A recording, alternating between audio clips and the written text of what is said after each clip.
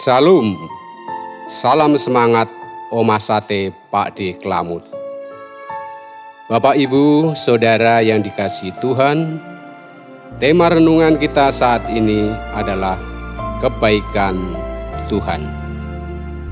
Bacaan diambil dari Mazmur 31 ayat 20. Demikian bunyinya. Alangkah limpahnya kebaikanmu yang telah kau simpan bagi orang yang takut akan Engkau, yang telah kau lakukan bagi orang yang berlindung padamu di hadapan manusia.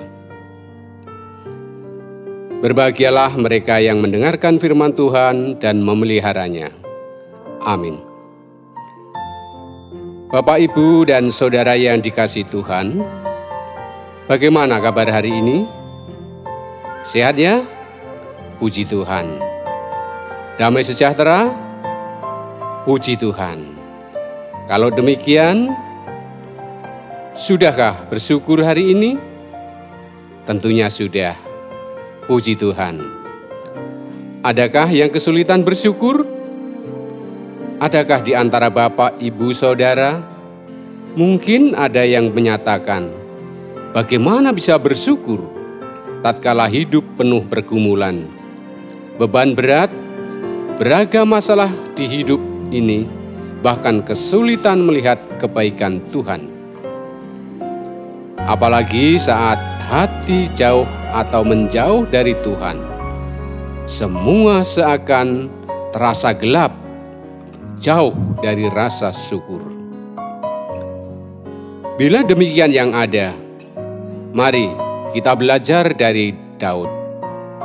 Pada ayat-ayat bagian awal dari Mazmur 31 ayat 1-19, kita bisa mencermati ungkapan Mazmur ini dilatar belakangi kondisi pemazmur yang pada waktu itu berada di dalam masa-masa yang sangat sulit dan tidak nyaman.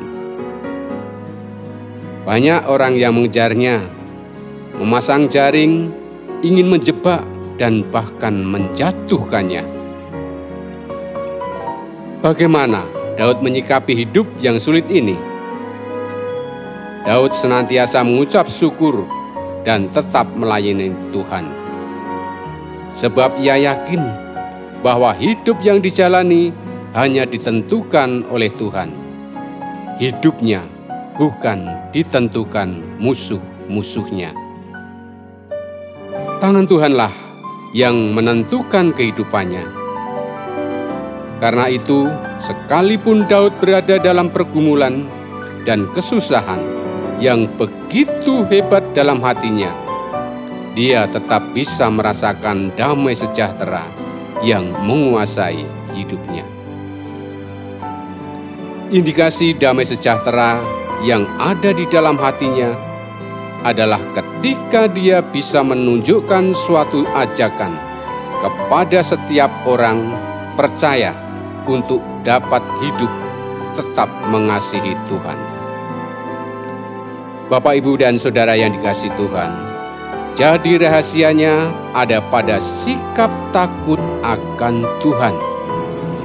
Sang pemazmur menyadari bahwa kebaikan Tuhan hanya disediakan bagi mereka yang takut akan Dia. Kebaikan itu tersimpan secara melimpah. Dikatakan, alangkah limpahnya kebaikanmu yang telah kau simpan bagi orang yang takut akan Engkau. Dalam ayat 20 bagian A. Takut akan Tuhan adalah ketetapan hati dan pikiran orang percaya yang tidak mau mengecewakan Tuhan melalui pikiran, ucapan, dan tindakannya sebagai ekspresi kasih kepadanya.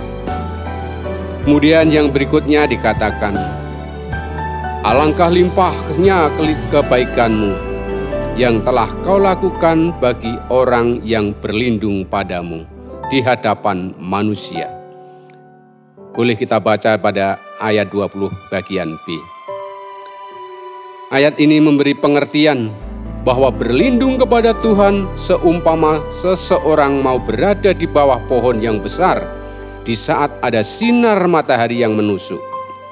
Ada kasih, kekuatan, dan perlindungan yang dari Tuhan. Tuhan menjanjikan tidak untuk selama-lamanya kita berada dalam pergumulan. Ada waktunya Tuhan memberikan kelepasan dalam hidup kita. Tinggal bagaimana kita belajar untuk sabar menantikan tangan Tuhan bekerja. Mari kita buka mata hati kita, melihat bahwa Tuhan Yesus memberi hidup dalam kebaikan melalui segala perkara. Rasakanlah itu, syukurilah dan jalani. Semua pemberiannya indah bagi kita. Semuanya baik dan sungguh amat baik. Amin. Mari kita berdoa. Tuhan, kami bersyukur atas segala kebaikan yang Engkau menyatakan dalam hidup kami. Mampukan kami meneladani kasih dan kebaikan-Mu dalam hidup keseharian kami. Hidup penuh kebaikan melalui kata dan tindakan, jauh dari kejahatan dan selalu takut akan Tuhan, hingga kami masuk dalam hidup kekal. Dalam cinta kasih Tuhan Yesus Kristus, kami berdoa dan mengucap syukur. Amin. Demikianlah renungan kita Oma Sate Padi Kelamut saat ini. Selamat pagi, selamat beraktivitas, Tuhan Yesus memberkati.